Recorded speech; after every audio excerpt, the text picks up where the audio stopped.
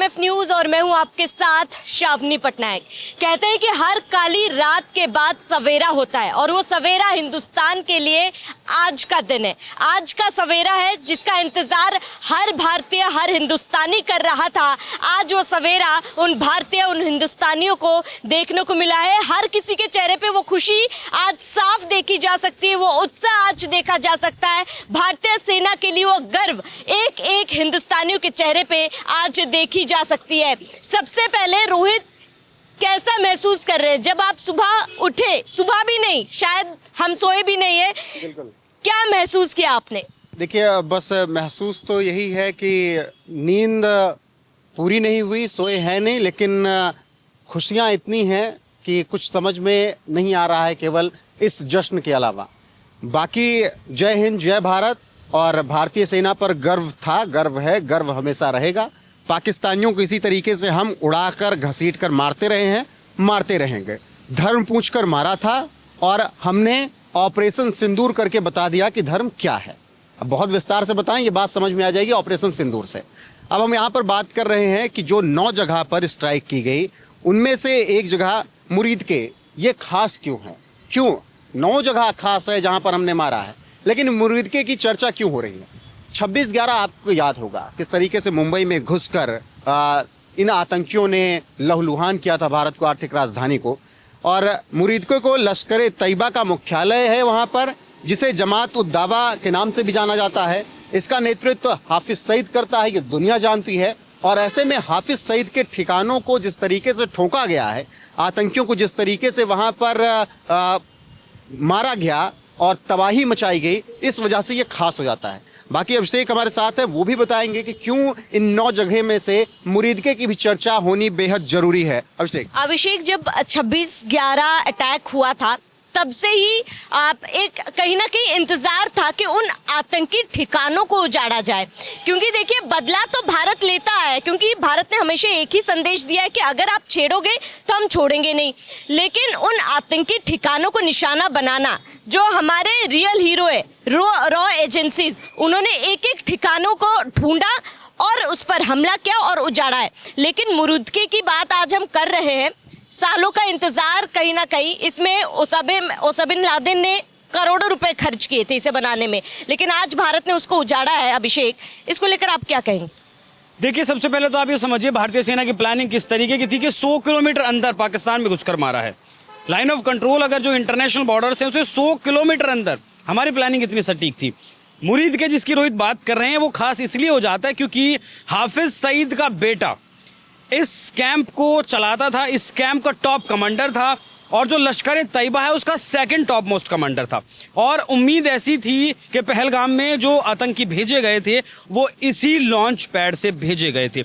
90 से लगभग 120 के लगभग यहाँ आतंकी थे, और जो 100 किलोमीटर भीतर लश्कर का मुख्यालय हमने ठोका है, वहाँ लगभग 250 से 350 आतंकवादी थे। और जिस तरीके से इन लॉन्च पैड से एम्बुलेंस निकल रही है ना शावनी, वो बताती हैं कि कैजुअल्टीज़ कितनी हुई हैं। पाकिस्तान की सेना भले ही कहे कि सिर्फ 6 कैजुअल्टीज़ हुई हैं, लेकिन वो तस्वीरें एम्बुलेंस की बताती हैं कि कितनी कैजुअल्टीज़ हुई हैं। अब बात मुरीदके की करें तो यहाँ 90 से 120 आतंकवादी उस वक्त मौजूद थे, जैसी सूत्रों के हवाले से जानकारी मिली है। और हमला इतना सटीक था कि सभी आतंकवादी अब जहन्नुम में मान लीजिए, आप जन्नत में मान लीजिए, 72 हूरों के पास मान लीजिए, वो मान लीजिए।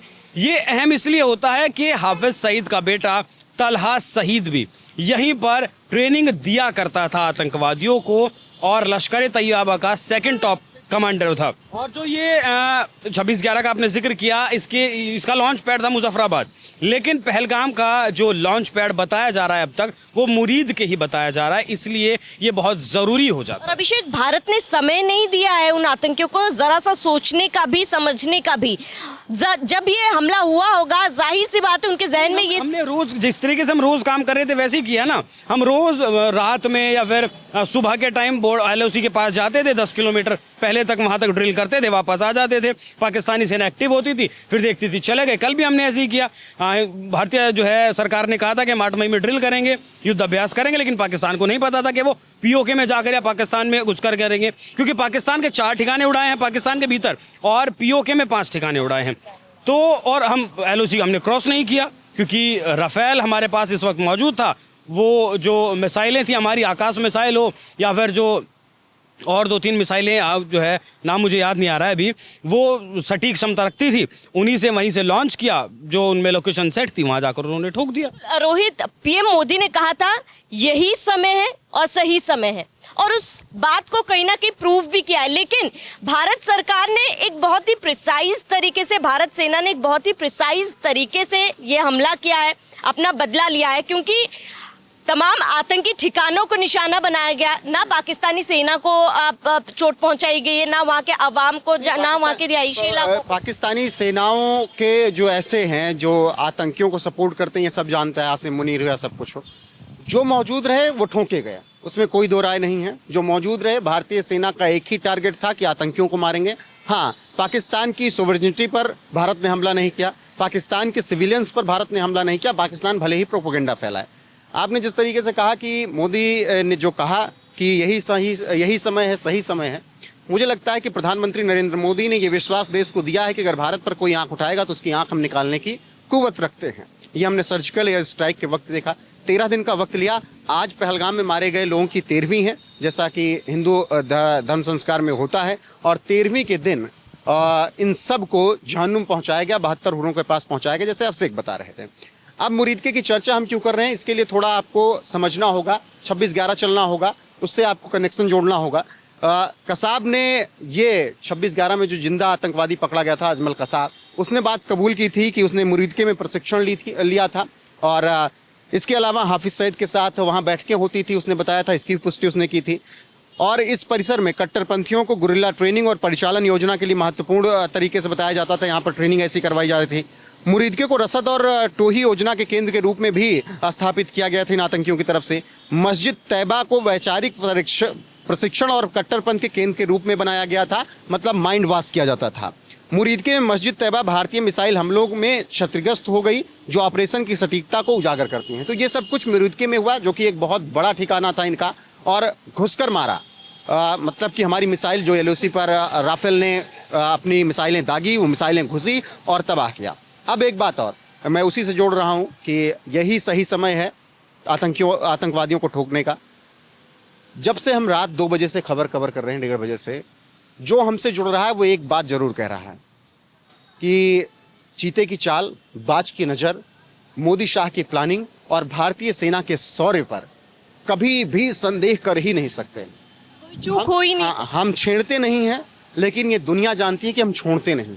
शुरू कोई भी करें, अंत हम करते हैं। हालांकि ये अंत नहीं है, ये अंत नहीं है, ये शुरुआत है। अब ये शुरुआत है पाकिस्तान की तबाही का, ये शुरुआत है आसिम मुनीर के अंत का, ये शुरुआत है शहबाज शरीफ के तख्ता पलट का, ये शुरुआत है आतंकवादियों के 72 हुर तक पहुंचने का। तो मुरीदके इसलिए खास क्योंकि बहुत जख्म यहाँ से भारत को मिले थे। बिल्कुल, और इसके साथ ही रोहित, क्योंकि कई तस्वीरें सामने आई, रात के अंधेरे की तो तस्वीर सामने आई थी, लेकिन पाकिस्तान में दिन के उजाले कहना, रात के अंधेरे में भारतीय सेना ने वहाँ दिन कर दिया।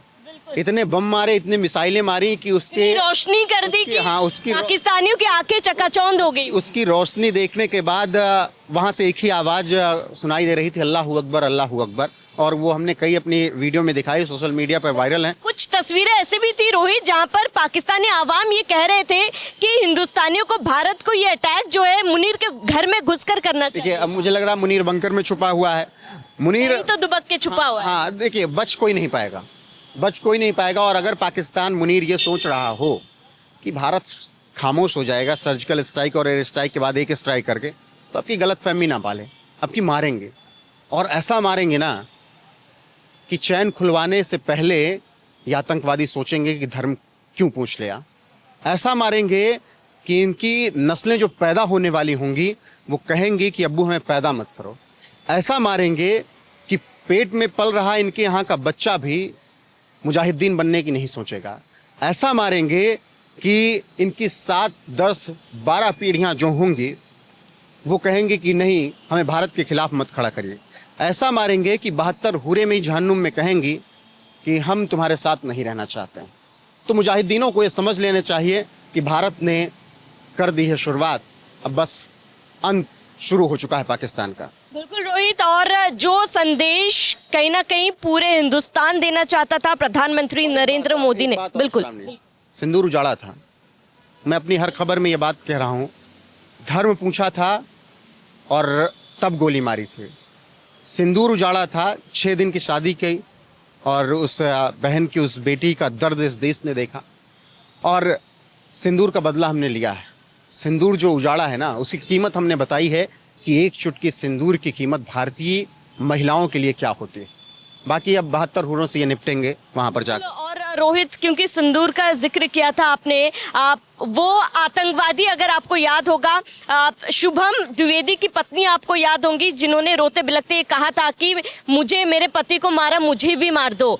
तो वो शब्द उस आतंकवादी के ये थे कि जाके मोदी को बता देना। श्रावणी, केवल शुभम की ही पत्नी नहीं, इससे पहले जब पुलवामा हुआ, मैंने लगातार पिछले चैनलों में उसको कवर किया, लगातार पुलवामा गया, वहाँ से कवर किया मैंने लगातार। इसी तरीके से पुलवामा को जब कवर कर रहा था तब कई तस्वीरें आई थी। एक नई नई शादी हुई थी, उत्तराखंड की हमारी बहन थी, और जब उसने आई लव यू बिभू कहा ना, और जो चीखी थी, उस चीख ने भारत के, मेरे रोंगटे खड़े हो रहे हैं अभी, उस चीख ने भारत के हर एक व्यक्ति को जो देश प्रेम में है उसको झकझोर दिया था। तब भी मोदी ने कहा था मारेंगे और ऐसा मारेंगे कि याद रखोगे। हालांकि 5 साल 7 साल तक पाकिस्तान खामोश रहा, फिर से पाकिस्तान ने ये ज़रूरत की और उसने कहा मोदी को जाकर बता देना। मोदी को आकर शुभम दुबे की पत्नी ने बताया और फिर मोदी ने जो किया वो आज सबके सामने। मुझे लग रहा है कि अब ये मुजाहिदीन पैदा होने के लिए नहीं सोचेंगे।